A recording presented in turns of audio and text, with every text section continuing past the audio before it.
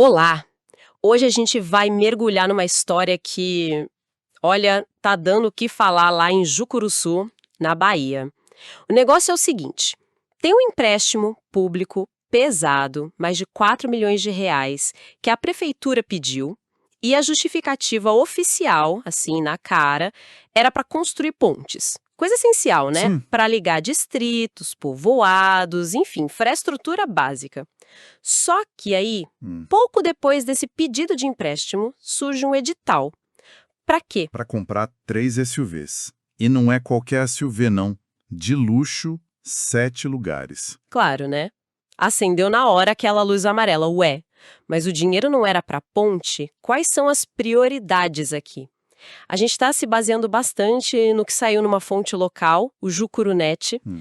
Então, bora entender isso melhor. É justamente essa sequência de fatos que pega, né? De um lado você tem um pedido de dinheiro, um valor alto, 4 milhões de reais, justificado por uma necessidade que ninguém discute. Ponte. Segurança para ir e vir. E do outro, quase ao mesmo tempo, uma licitação para comprar carros que, assim, olhando de fora, parecem um luxo talvez desnecessário para a prefeitura, né? Exato. E a fonte, o Jucurunet, parece que bateu muito nessa tecla da dissonância. Não é nem só se é legal ou ilegal ainda, mas se é coerente, sabe? Isso já levanta a dúvida sobre qual é a prioridade real da gestão. Será que a urgência das pontes era para tanto? Se tem verba aparecendo para SUV? Aí entra a questão da transparência, da responsabilidade com o dinheiro público, que a fonte indica que o pessoal de lá sacou na hora essa contradição. Entendi. Então, vamos aos detalhes do empréstimo, 4 milhões e 100 mil reais.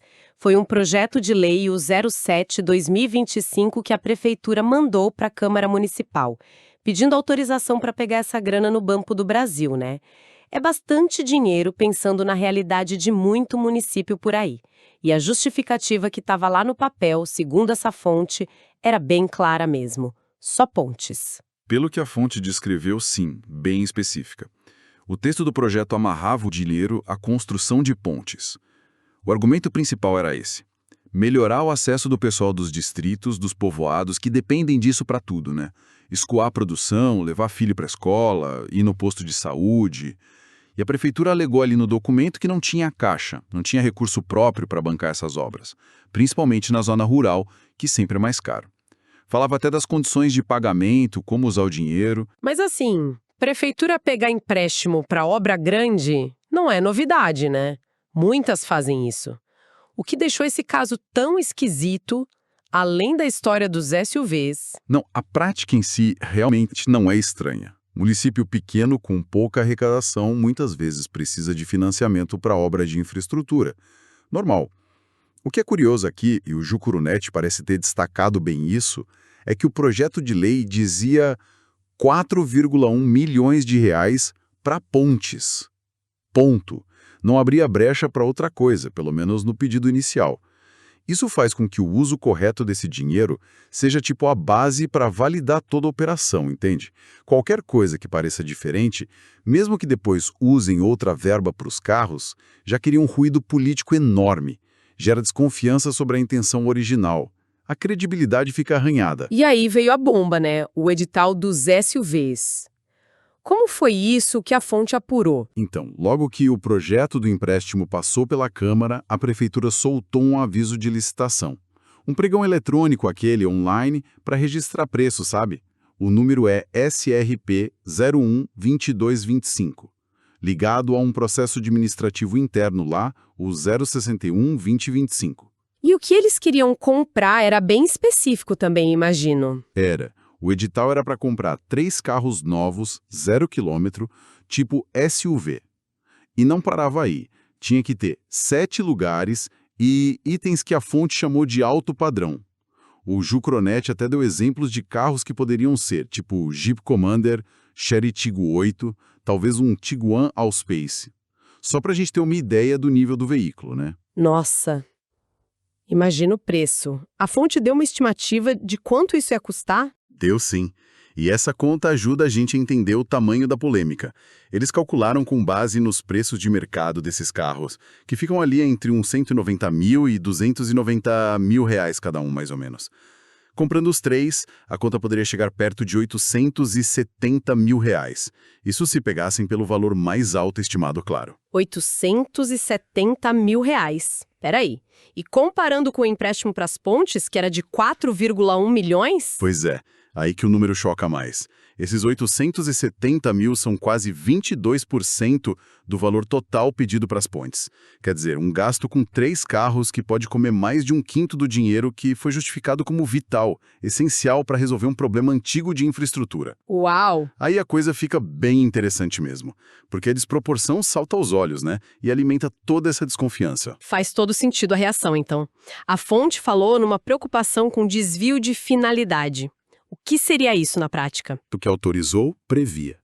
No caso do empréstimo, se ele foi aprovado com a justificativa clara de construir pontes, usar esse dinheiro para comprar carro, por exemplo, poderia ser visto como desvio de finalidade. Mesmo que eles digam que vão usar outra verba para os carros? Mesmo assim, a proximidade das duas coisas, pede empréstimo para a ponte, logo depois lança edital para SUV de luxo, já levanta suspeita, entende? O Jucurunet parece ter captado bem essa percepção das pessoas.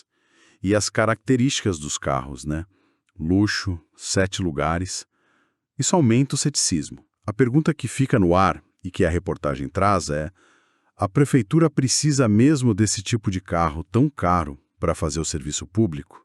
Ainda mais no momento em que diz não ter dinheiro para a ponte? Ou é um gasto mais por status, por conforto, que não está alinhado com a prioridade da maioria? Essa é a dúvida que parece que ficou lá em Jucuruçu. E o pessoal lá, como reagiu?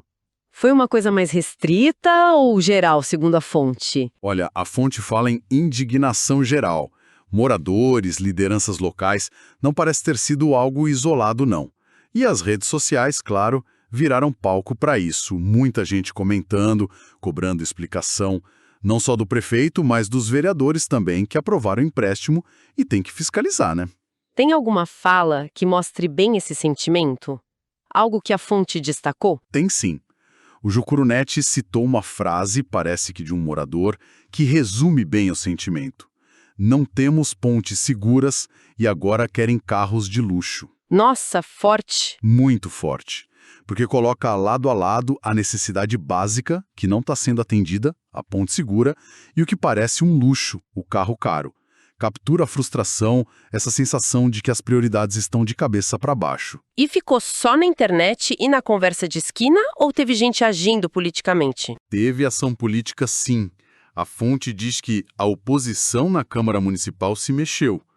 Não deixaram quieto, já estavam preparando ou talvez já até protocolaram pedidos formais de informação para a prefeitura. Ou seja, a coisa saiu do barulho das redes sociais e entrou na esfera oficial, na Câmara. Isso costuma colocar mais pressão por respostas concretas, né? O assunto deve esquentar nas próximas sessões por lá. E esses pedidos formais geralmente buscam informações bem específicas, né? O que eles estariam perguntando exatamente? Sim, eles vão direto ao ponto para poder fiscalizar direito. O Jucurunet detalhou alguns dos questionamentos que a oposição fez, direcionados para a presidência da Câmara. São perguntas bem pertinentes sobre a gestão desse dinheiro. Por exemplo, uma coisa básica: esse pedido de empréstimo veio junto com um projeto de engenharia para as pontes? Um projeto executivo? Ah, o planejamento, né? Exato. Sem projeto, como é que se sabe o que vai ser feito, onde, como, quanto custa de verdade? Pedir 4 milhões sem detalhar o projeto seria muito estranho, né? Um sinal de improviso. E a questão de pagar a conta depois. Também perguntaram disso. Se a prefeitura apresentou um estudo mostrando que consegue pagar as parcelas do empréstimo sem ferrar com outros serviços, tipo saúde, educação ou o próprio funcionamento da máquina. Isso é fundamental para não endividar o município à toa. Claro. E as pontes em si? Onde seriam? Questionaram isso também. Tá claro quais comunidades vão ganhar ponte. Onde exatamente elas vão ser construídas? Para não ficar só na promessa genérica, né? E para depois poderem conferir se foi feito mesmo onde precisava. Senão fica muito vago. E mais, tem a estimativa de custo para cada ponte? Tem um cronograma, um prazo para começar e terminar as obras? Sem isso, fica difícil acompanhar se o dinheiro está sendo bem usado, se a obra está andando. É básico de gestão. E o trâmite dentro da própria Câmara também questionaram. Sim, um ponto importante do processo interno. O projeto passou direitinho pelas comissões permanentes, tipo Comissão de Justiça, de Finanças, de Obras. Essas comissões analisam a legalidade, o orçamento, a viabilidade antes de ir para a votação final. É um filtro técnico, né? Se pularem isso, a decisão fica frágil. E isso tudo levanta uma questão maior, né? Que a fonte parece querer ressaltar. Como funcionam os controles nos municípios? Esse caso de Jucuruçu mostra que precisa ter um rigor muito grande, uma atenção constante, tanto dos vereadores na hora de aprovar o empréstimo desse tamanho, quanto na fiscalização depois, de como cada real é gasto. Ainda mais sendo dinheiro de empréstimo, que é dívida, né? Quem paga é a população, com juros por anos. A responsabilidade é dobrada. A fonte informou que a Câmara de Jucuruçu chamou o pessoal para acompanhar. E numa situação como essa, com tanto dinheiro envolvido e tanta dúvida sobre as prioridades, esses mecanismos são ainda mais vitais para a saúde da democracia ali no município.